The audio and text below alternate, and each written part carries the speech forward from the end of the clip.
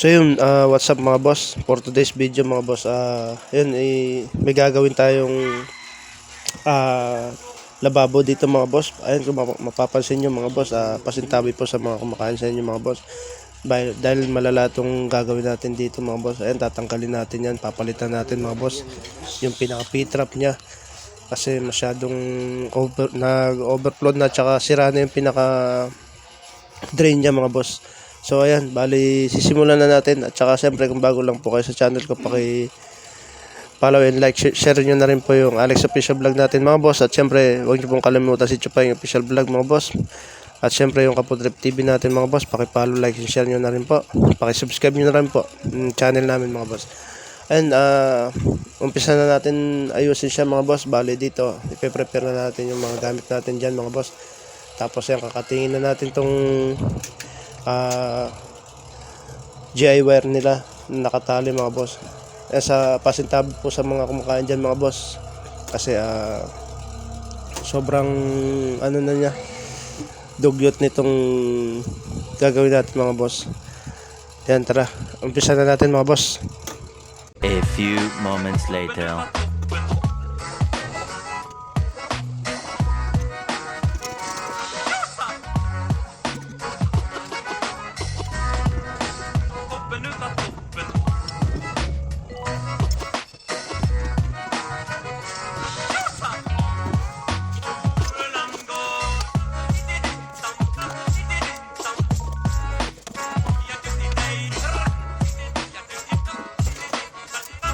A few moments later. So yun mga boss, bali naka-prepare na yung ating sink drain mga boss. Bali kakabit na natin itong flexible hose mga boss.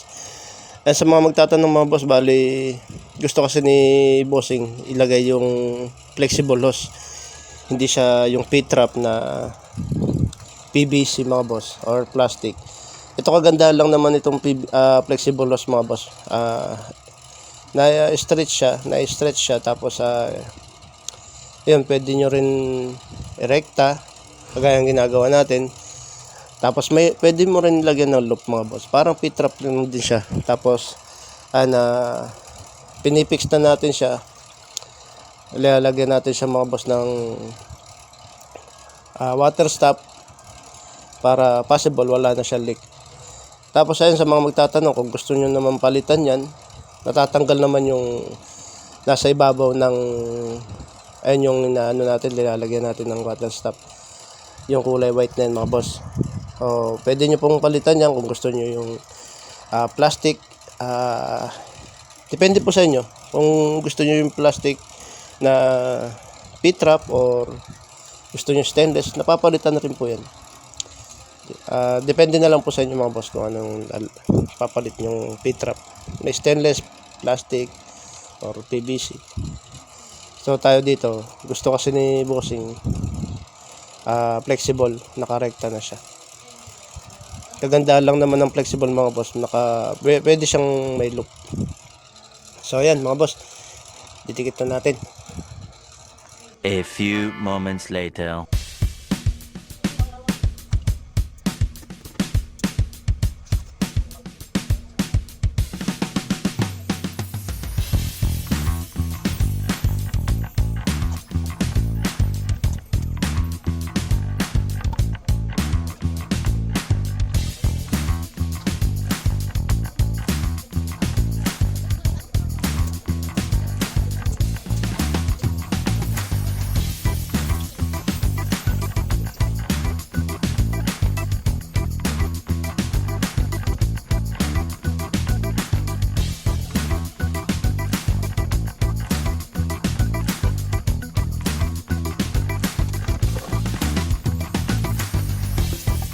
A few moments later.